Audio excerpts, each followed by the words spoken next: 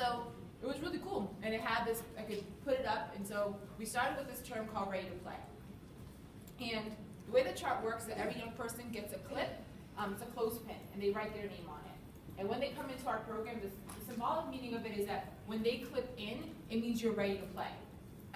And ready to play means that you have all your stuff, and it means you're ready to come in and be engaged. So for sports camp and for the school year, they're two different things, but it means when you come into this space, when you enter this environment, what exists out there does not exist here.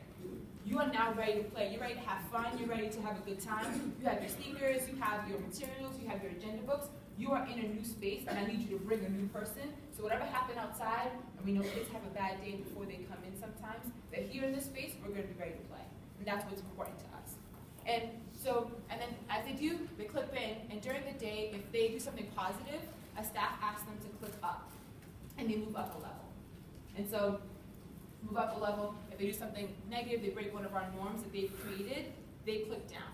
And in clipping down, they just go down a level. And so back on our chart, what's important is why it works is the language piece. So the top levels for ready to play is me. So here at Ready to Play, young people, when they clip up, the language is excellent effort. So my positive action is already telling me I'm putting in effort, I'm working hard, I'm trying to do something positive.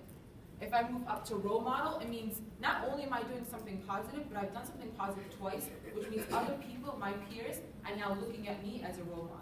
And as I clip up again, I'm a super leader. This is a title, and it sounds like really cheesy, and I was like, I don't know if my kids are gonna like this, but I've seen kids walk around and say, I'm a super leader. Melinda, I'm a super leader. These are the coolest of the cool, the kids who you can't tell them anything, you can't stop them, adults really, aren't the best people to be around, but when they say super leader, they mean it. And we've been able to see that in them.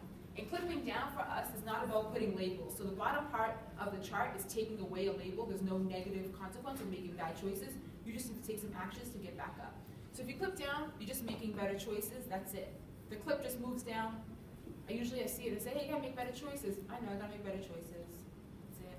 Go back down, you take 5. You grab a timer. No one's there to judge you. No one asks you questions. You just grab a timer and you take a 5-minute break on your own. Just find a spot, take a seat. It means that your actions haven't allowed you to be in the group. That you're having a tough day, you're just not ready to be there. So take a 5-minute group break and then come back up. And then if they drop down to the last level, I've used this for about 9 months, and I've only had about maybe, I would say, if that 10 young people reach this level.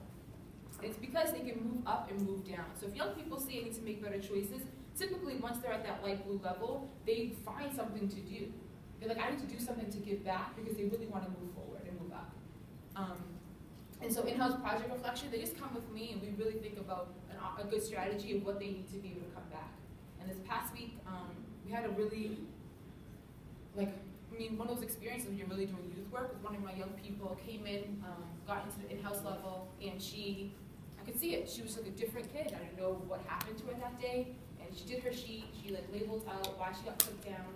And then I looked in her face and she gave me her paper. And I was like, you know what, just give me a second. So I went upstairs to one of my other youth workers and I said, how about you just check in with her, because I'm not understanding what's happening here. None of this makes sense of why she wasn't able to put it back together. It just didn't, it was within 20 minutes, she had clipped down 3 times. And then I was like, you know what, how about we just go check in for 15 minutes. They go in a room, they check in for 15 minutes, and this whole story comes out about she was really scared, people were bullying her online, and in this context of realizing this child was not just misbehaving because they wanted to misbehave, but something was really happening inside of her, and this chart allowed us to evaluate that. That we weren't going to say, let's punish you, we were going to say, let's explore what's really happening to you, because young people don't misbehave because they want to, they misbehave because something is happening inside of them, or they don't have the tools yet to know how to behave properly. They haven't been taught it, that skills are developed. When you're going through trauma, it's really hard to move forward and to make good choices.